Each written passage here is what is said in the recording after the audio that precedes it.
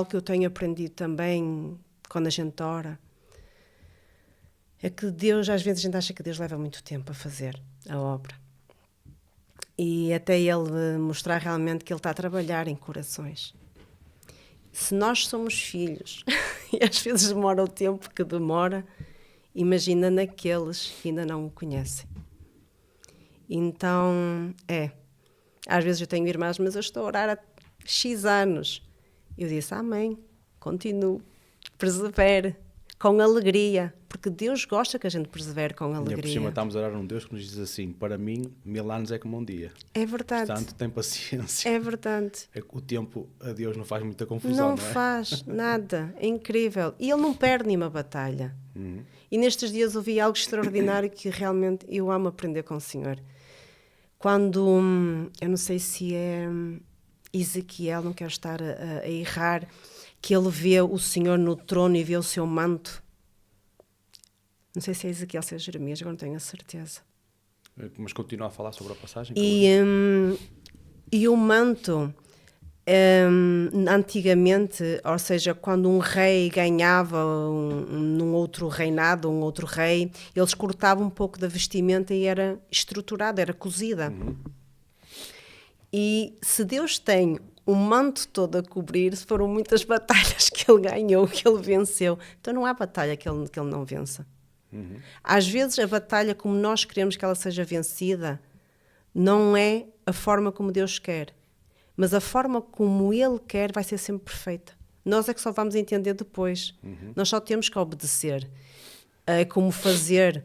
As pessoas muitas vezes têm dificuldade em o obedecer, em o fazer. Gente, é tão fácil quando a gente obedece. É tão mais simples. É tão mais prazeroso. Nós não temos que entender tudo. Deus não tem que nos justificar nada. Porque Ele é Deus, Ele é soberano. E Ele, se quiser provar, Ele prova. Se Ele quiser testar, Ele testa. Nós só temos que estar nas mãos dEle. E não nos deve nada, não é? Não nos deve nada. Nós é que devemos. Nós é que devemos. E, no entanto, Jesus se entregou por mim quando eu ainda era inimiga dEle. Isto realmente é algo que nos leva a refletir. E muitas vezes as pessoas leem ou ouvem e não refletem. É preciso meditar. Como é que Jesus entrega-se? Por exemplo, nós alguma vez nos entregaríamos por alguém que fosse nosso inimigo? Jamais. Jamais. Aliás, diriam que era loucura. Mas não, Jesus entregou-se por mim quando eu nem sequer o conhecia. Então, como não conhecê-lo mais? Como não querer saber das boas novas? Porque as boas novas são completamente diferentes daquilo que a gente conhece e ouve. Porque muita gente acha que Jesus não está morto numa cruz. Não, Ele está vivo. E bem vivo. Ele caminha, Ele fala, Ele interage connosco. E trazendo um pouco ao tema central deste tema que nós trabalhamos aqui, falaste aí algumas vezes que, apesar de seres filha de Deus, não é? Também sofres. E que o processo em que Deus trabalha na nossa vida, muitas vezes é através do sofrimento. E isso leva-nos à seguinte conclusão, que é: nós vivemos num mundo que é dominado por aquilo que filosoficamente se chama o hedonismo, que é a busca incessante pelo prazer. Não é? A lei que neste momento comanda a vida dos homens é: se te dá prazer, se te faz feliz, faz. Não é? Portanto, digamos que este, neste momento, é o Deus deste mundo, não é? E eu prometo a uma mulher que vou viver com ela para toda a vida, na saúde e na doença. Mas se a partir de um determinado momento, na minha cabeça, aquilo já não me faz feliz, então eu quebro com aquela promessa. E se fizermos aqui um contraste entre nós, por natureza, buscamos este prazer imediato, não é? Mas tu estás a dizer que buscas a Deus e que muitas vezes Deus te faz sofrer. Mas se eu te dissesse assim: por quanto dinheiro é que tu aceitas deixar de seguir a Deus? Qual é a tua resposta? Não há dinheiro. Não há dinheiro. Não há. Mas se propuseres a qualquer pessoa do mundo por quanto dinheiro é que tu deixas de fazer isto, há sempre um preço. Sim. Não é? Há sempre um preço, até porque casamentos terminam, famílias são destruídas, relações acabam, promessas são quebradas, a palavra já não tem valor, porque eu faço aquilo que me faz feliz, na minha cabeça. Portanto, eu tenho um preço. E isto leva-nos a pensar, temos aqui duas conclusões rápidas que nós tiramos, que é, ou tu de facto enlouqueceste, ou então de facto Jesus está vivo. Porque tu, apesar de sofreres, continuas a seguir o mesmo caminho. Não é? Continuo. E outra conclusão que nós chegamos é que de facto nós, homens, precisamos de alguém que nos venha ensinar o que é vida, porque nós não sabemos. Não sabemos. Nós não sabemos. Não sabemos. Porque nós achamos que a ausência de sofrimento, por exemplo, é felicidade. E seguir a Jesus vem-nos provar o contrário. Muito. Que até no sofrimento tu podes ser feliz. E mais, tu passas a olhar para o sofrimento como um instrumento de Deus na tua vida. E tu sabes que vais passar por aquele caminho, sabes que vais sofrer, Deus não te obriga a passar, mas tu dizes, Senhor, se é por ali que eu tenho que ir, é por ali que eu vou. É verdade. Eu, antes de conhecer a Jesus, buscava, aí está, me encher com aquilo que o mundo dava, não é? Para ver se o vazio que a gente tem cá dentro, não é? Se é preenchido. Toda a humanidade faz, não é? É. Mas realmente no momento em que Jesus entrou na minha vida, isso desapareceu tudo. E quando digo desapareceu tudo, desapareceu mesmo tudo. Eu não tenho vontade de fazer compras exageradas, como às vezes ouço pessoas dizerem, que compram tudo e mais alguma coisa. Eu não preciso fazer grandes viagens, porque o facto de ir só até ali com a minha família, quando digo até ali, é uma maneira de dizer, é bom. Porque nós começamos a dar valor à qualidade e não à quantidade. E quando digo que o sofrimento realmente com Jesus, porque as pessoas acham que com Jesus é só, como é que a gente ouve a teoria da prosperidade? Não. Muito pelo contrário, nós vemos Paulo. É a teoria da verdadeira prosperidade. É. Não da prosperidade mísera deste mundo. É verdade. Paulo foi um grande apóstolo. É uma forma, desculpa lá só interromper-te, porque são pequenos detalhes, mas a forma como Satanás trabalha. É verdade. É? Satanás põe toda a gente a chamar prosperidade a algo que de prosperidade não tem nada. Não tem nada. Porque os homens estão a trocar o ouro deste mundo, que pouco vale, e é temporário, por um tesouro eterno. E vêm-nos dizer que isto é que é prosperidade, não é prosperidade. Não é. Na minha caminhada, logo no início, eu tive 3 condições. Era não ver televisão, não telefonar para ninguém. 3 condições que Deus colocou. E não ver vídeos online. Eu sou sincera, na altura eu não entendi. Mas respeitei. Foi difícil, não vou dizer que foi fácil, que foi difícil.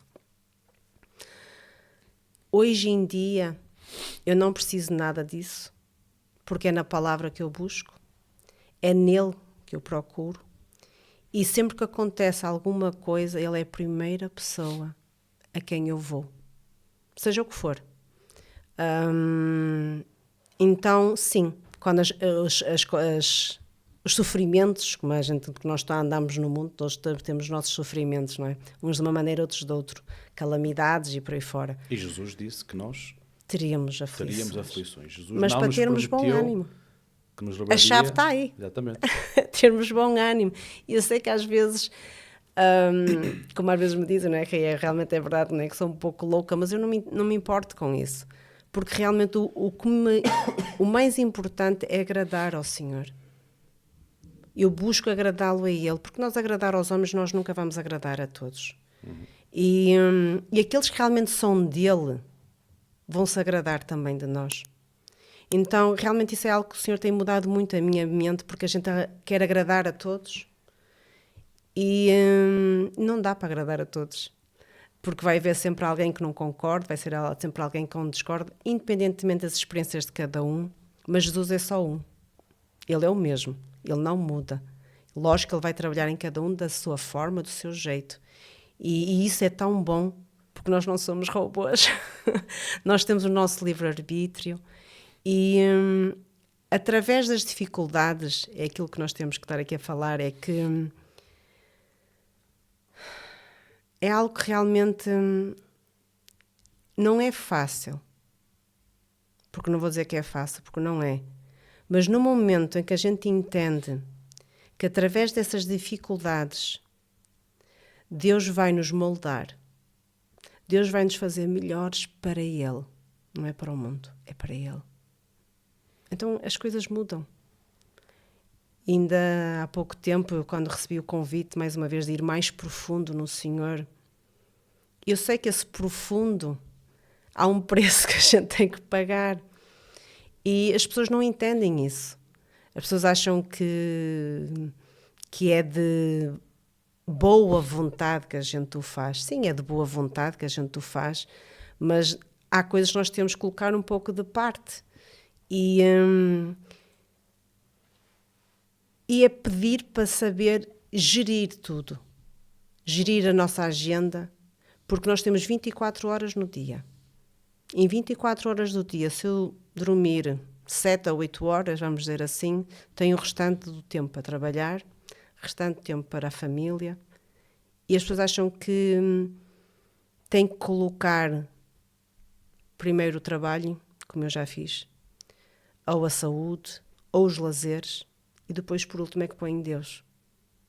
E quando Deus começou a trabalhar nisso tudo, a colocar Ele em primeiro lugar, depois a família, depois o trabalho, e depois vem aquilo que cada um quiser. Realmente mudou muito a nossa visão. E no início foi difícil, não vou dizer que foi fácil, mas realmente quando a gente tem isto muito bem delineado, ele realmente acrescenta tudo o restante. Então, quando eu dizia, eu estou a perder tempo, o Senhor começou-me a corrigir, tu não estás a perder tempo, tu estás a ganhar tempo. E realmente eu estou a ganhar tempo. Sempre que eu estou na presença dele, seja o tempo que for, o dia corre. E por muita coisa que eu tenha para fazer, tudo corre maravilhosamente. É incrível como é que Deus encaixa a nossa agenda, no mesmo às vezes situações, ainda hoje houve tantas situações que aconteceram, mas Ele conseguiu encaixar tudo de uma forma. Eu até disse ao meu marido, sempre só respirar, porque no espaço de 1 hora aconteceu tudo e mais alguma coisa. Ele realmente, e realmente nós esposas às vezes esquecemos também de ouvir o nosso marido. Nós achamos... Acontece. Nós também, Maurício, não, também, nós também estamos numa esquecemos. sociedade que hoje em dia as mulheres têm que ter as mesmas coisas que têm os homens. Vão haver aí algumas complicações, não é? Que se vêm atrapalhar. Vêm atrapalhar. Mais uma vez, nós precisamos que nos venham ensinar o que é a vida, não é? É verdade. E Jesus coloca isso tudo. É incrível como é que tudo encaixa tão perfeito. E quando a gente realmente ouve os nossos esposos, ouvimos os nossos maridos, e realmente, mesmo que a gente não concorde, que às vezes há situações que a gente não concorda, mas quando a gente vai e ora junto, e Deus muda a visão, é incrível como é que tudo, como é que Deus trabalha no casal de uma tal perfeição que tudo contribui para o nosso bem de uma forma fantástica. E o trabalhar em nós, depois a gente permitir poder ser trabalhado na igreja como corpo, ainda melhor ainda. Porque nós não somos só para nós. Porque eu amo estar o meu tempo com o Pai. Amo. Sou sincera, eu amo. E às vezes eu perco-me um bocadinho, sou sincera. Mas nós não somos só para estar só eu e ele. Nós somos criados, somos trabalhados para ajudar os que estão à nossa volta no corpo, que ainda não têm essa maturidade, como ainda há pouco nós falamos. Porque nós temos que ajudar os nossos irmãos a crescer em maturidade. Porque o que nós temos, todos podem ter. Não há exceções, não há regras, não. O Pai quer um relacionamento com todos. E este relacionamento que Ele tem connosco, Ele tem com qualquer um filho, qualquer filha. Às vezes o Ouvimos dizer que, por exemplo, que Deus tem filhos preferidos ou filhos bastardos. Não, não. Ele tem aqueles filhos que realmente o buscam e que realmente o querem conhecer a cada dia mais. É um trabalhar nosso. A nossa carne não vai querer. Nós vamos querer dormir. Nós vamos querer descansar. A nossa carne vai dizer para que nós merecemos descansar. Que senão não vai tocar. É exato. Nós merecemos comer muito. Nós merecemos passear. Até nos vai apetecer fazer exercícios físicos naquela altura. Não É incrível. Mas é verdade. É incrível. Isto pode parecer que estamos a brincar, mas é sério. É sério.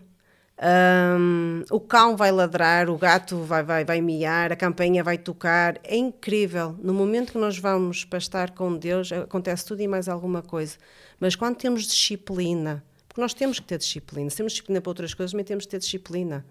Então é ter disciplina. E é só o início. É só o início. Quando digo que é só o início, às vezes as irmãs ficam assim, mas é só o início. Porque Deus vai provar o nosso coração. Deus vai testar se realmente é aquilo que nós queremos, se é aquilo que nós estamos a desejar, se é as bênçãos ou se é o Senhor das bênçãos. E quando nós buscamos o Senhor das bênçãos é muito diferente. Por exemplo, na intercessão, as irmãs já me ouviram dizer várias vezes, eu sei que é uma intercessão por uma área específica da nossa igreja, mas eu não estou ali por causa da intercessão e por essa área específica, eu estou ali para buscar ao Senhor das bênçãos. É Ele que eu quero. E é Ele que eu quero que as irmãs percebam que é Ele que nós temos que buscar. E é muito importante perceber isso, e mesmo no contexto de igreja. Porquê? Porque aquilo que... eu gosto sempre de ir à Bíblia buscar respaldo, não é? E há respaldo para isto que eu vou dizer na Bíblia, e eu já explico. Nós vemos em Atos, no início, na igreja primitiva, o que é que nós vemos? Que eles estavam sempre juntos em oração, ia buscar a Deus, e o que é que está escrito? E Deus ia acrescentando a cada dia aqueles que sabiam de salvar. Ou seja, Amém. vemos uma igreja que buscava de facto a Deus, e esse era o foco deles, e Deus fazia tudo o resto. E nós, muitas das vezes em contexto de igreja, caímos naquele erro de vamos desenvolver técnicas, por exemplo, técnicas para evangelizar, técnicas para isto, técnicas para aquilo, como se fossem as nossas técnicas que fossem fazer a diferença, e não são. Não. Nós como igreja, aliás, nós às vezes até podemos, e agora enquanto vinha para aqui, também vinha a falar com isso, com a minha mãe, exatamente neste ponto, que é, nós às vezes até podemos criar, de certo modo, uma espécie de um ídolo. Eu vou explicar isto desta forma, que é melhor. Nós, crentes, temos um desejo muito grande de que outros se salvem, não é? Exato. Temos um desejo muito grande de que os nossos familiares se salvem. Mas eu, quando venho à igreja, e quando vimos orar, nós oramos para os nossos familiares, pela sua salvação. Mas o nosso culto é a Deus. Eu não vou mudar o meu culto ou o propósito do meu culto em função dos outros, dos homens, das pessoas. O nosso culto é para Deus. E Deus é que vai fazer a obra, não é? E nós muitas vezes tentamos fazer ao contrário, que é, eu vou tentar fazer aquilo que só Deus pode fazer, porque eu não tenho capacidade para salvar ninguém. Eu levo o Evangelho e depois é o Espírito que faz o trabalho, não é? É verdade. E aquilo que Deus realmente quer, como estavas a dizer, é que cada um de nós o busque de todo o coração, em verdade e em espírito. O resto o Senhor faz. O resto o Senhor acrescenta. Ou temos outro versículo também, que se encaixa naquilo que estavas a dizer, que é quando Jesus diz, buscai primeiramente o meu reino e tudo o resto vos será acrescentado. Olhai para as aves do céu e olhai para os lírios do campo, não é? Como eles não estão preocupados com o que vão comer amanhã, nem com o que vão vestir, e Deus faz isso por eles. Faz. Não fará muito mais por vós, homens de pouca fé. É verdade, é verdade. Nós realmente... Jesus é o nosso maior exemplo. Nós não temos que buscar em mais ninguém, nem... É Ele. Ele é o nosso alvo, o nosso perfeito alvo. E, por exemplo, quando nós vamos à casa de Deus, não é? Muitos ainda vêm à busca de respostas. Não que isso seja errado, mas realmente quando nós o buscamos todos os dias e temos intimidade com Ele, nós vimos para a casa do Pai para dar, para entregar. É diferente. Não vimos mais para receber, nós vimos para dar, para servir. E a palavra normalmente quando é ministrada é só aquele check. Ok, Senhor, já está. Ou então ainda tenho esta parte que tem que ser ainda trabalhada em ti. E isso é importante, e porque nós estamos na igreja para servir. Nós estamos na igreja para servir e muitos querem ainda ser servidos. E é preciso mudar muito a mentalidade. Ou então acham que não têm nada para fazer. Todos têm. Nós precisamos de todos, sem exceção, desde o bebê até o mais velhinho, até o ancião, não gosto de chamar velhinho, até o mais ancião. Todos têm um papel. E só que às vezes não é um papel, como muita gente pensa que só o que sobe ao púlpito é que tem um papel de destaque ou o mais importante. E não é. Pode ser mais ou menos visível, não é? Exatamente.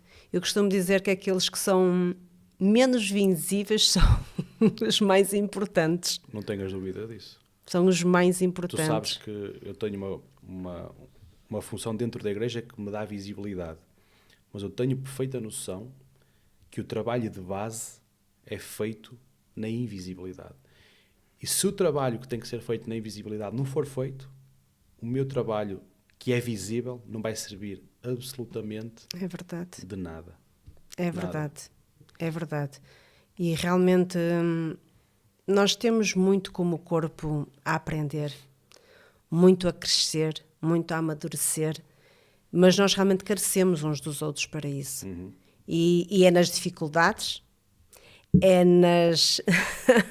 às vezes, como é que é? A navalha, afiar a navalha, não é? Na fricção. É. Às vezes vai ser assim umas faíscas, o que é normal, lógico. Mas nós temos que ter que o amor é tão importante, não é?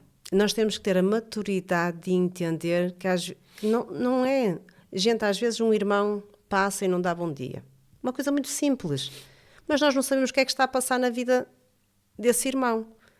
Então nós podemos, não é, ou relevar, ou então chegar à beira dele e perguntar se ele precisa de ajuda.